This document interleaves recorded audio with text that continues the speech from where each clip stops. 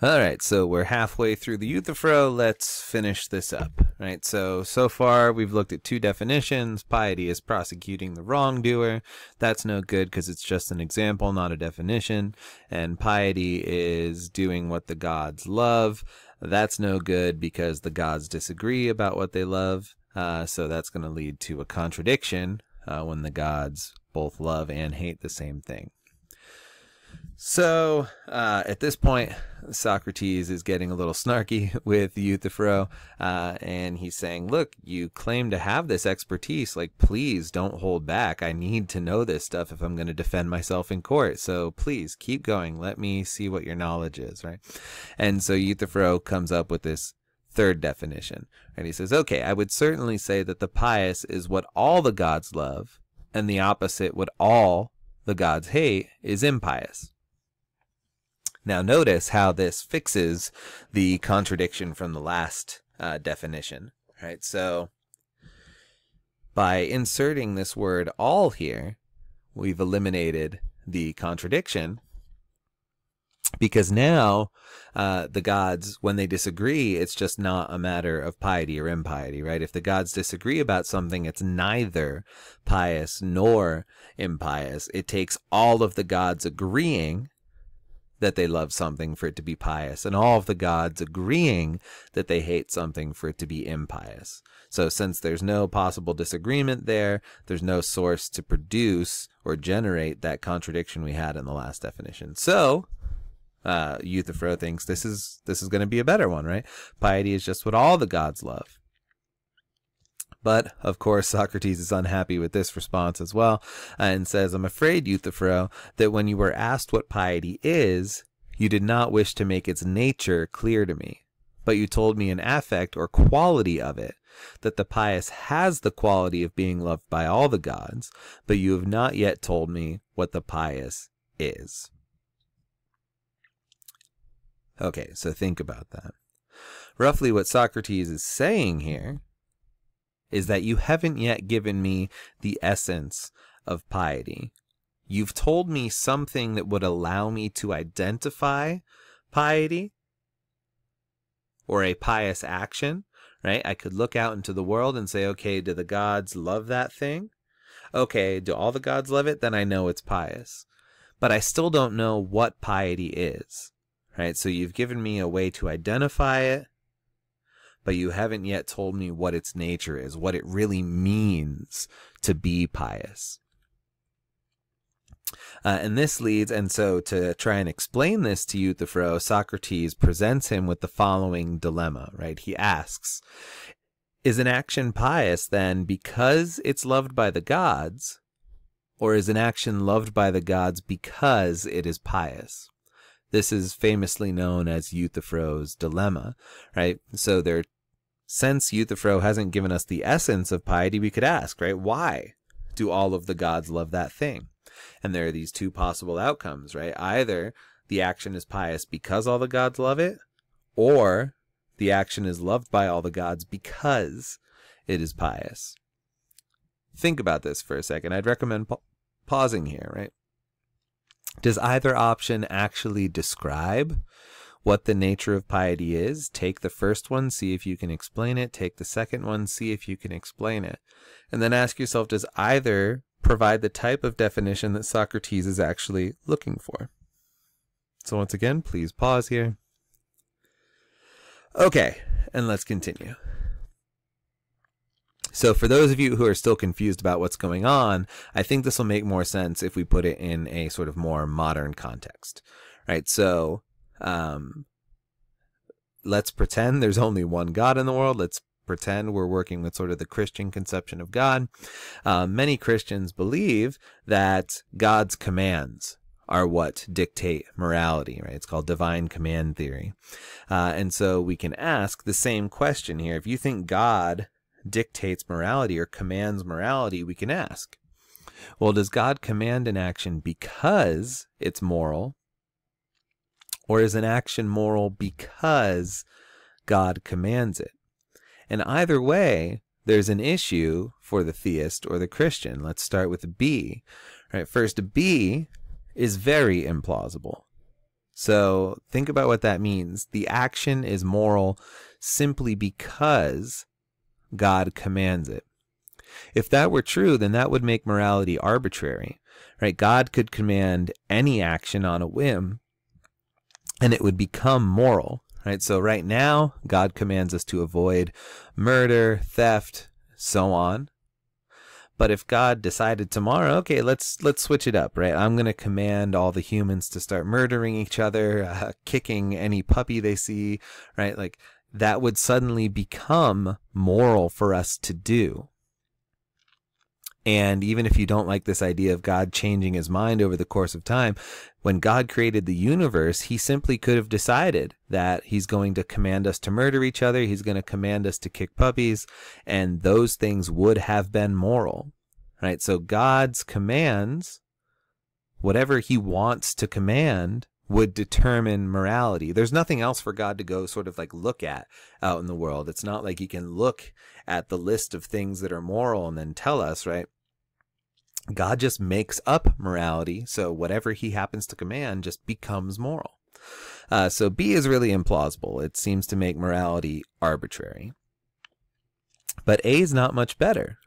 If we go the route of A, and God commands the action because it's moral, well, then we still don't really know what it is that makes that action moral, right? God here is really just a benevolent interpreter for us. God creates the universe, and then God thinks to himself and sort of researches and looks out into the universe and tries to determine, okay, what is the moral law? And he sees what the moral law is, and then he's really nice, and he tells all of us humans through his commands what the moral law of the universe says. But we don't really understand what makes those actions moral. It's not God commanding them that makes them moral. They were moral before God said anything, and then God figured out what they said, right? So we don't know what that means. And then secondly, I don't have this on the slide, but that would also mean that something exists that God didn't create, right? So theists normally claim that God created everything there is in the universe. But if an action's moral, if God commands an action because it is moral, that would mean that morality is independent of God, right? God didn't actually create it. And so a major tenet of Christian doctrine that God created everything would be false. So whether you go A or B, it doesn't really look good for you, right? That's why it's called a dilemma. So hopefully you see what's going on here now. So let's bring it back into the context of the dialogue, right? So is an action loved by the gods because it's pious, or is an action pious because it's loved by the gods? Well, B is implausible, right?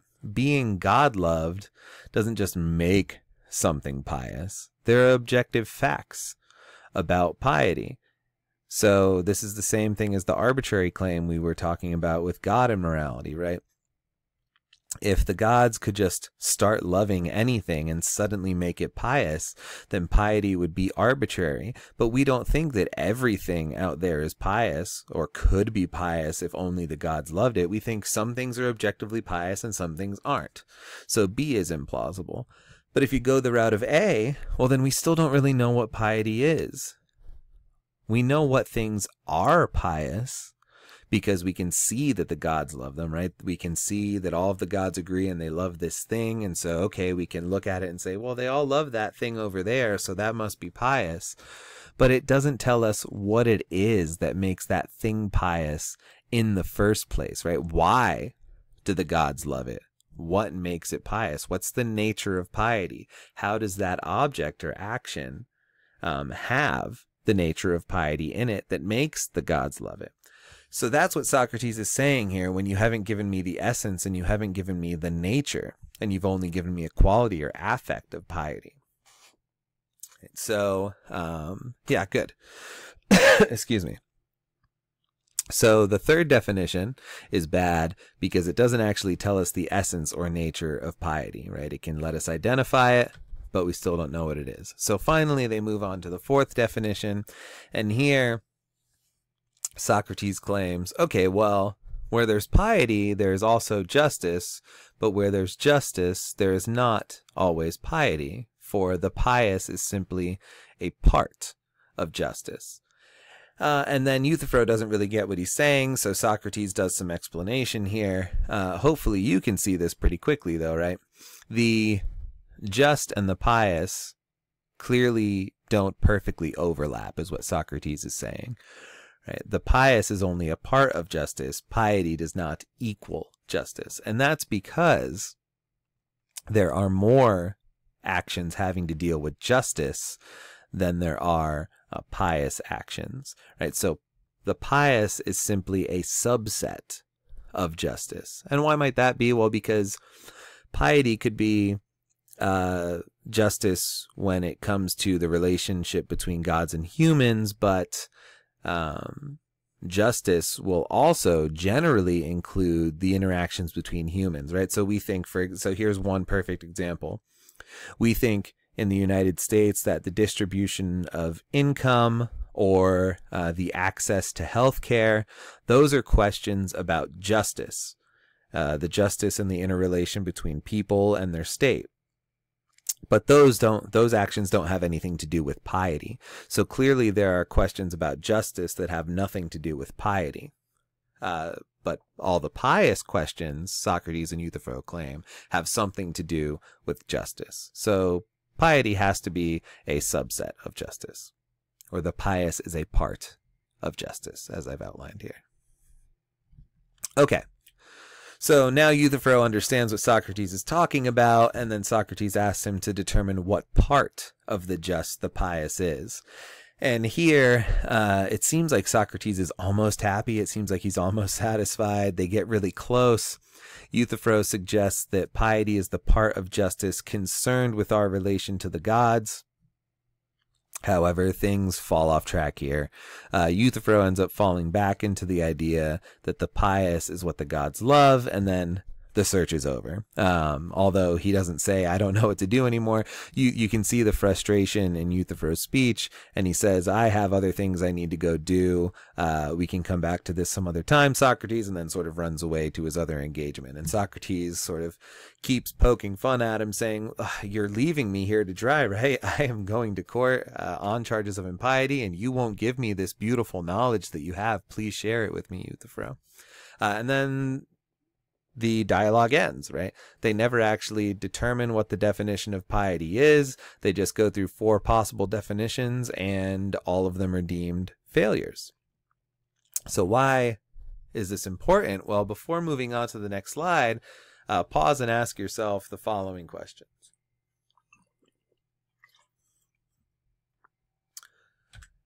Okay, hopefully you've done that. So we look through the Euthyphro and we ask ourselves, okay, what's going on here, right? Socrates is looking for objective truths or universal definitions.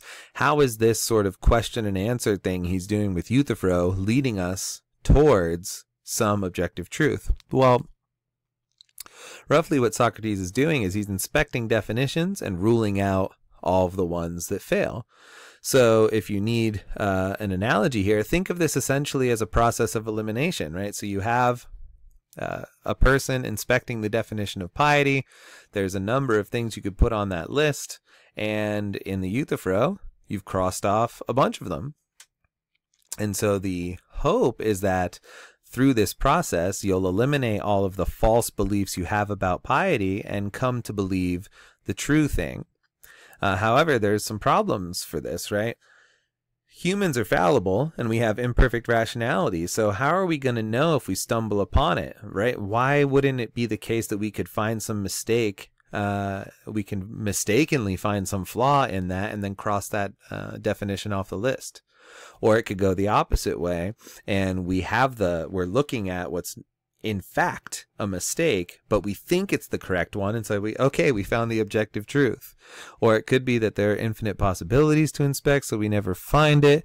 And then how do we really know if there's a correct objective answer in the first place? Socrates hasn't argued for that. He just gave us a process for finding it without actually showing that it's there. So in the next video, we'll wrap this up. Thank you.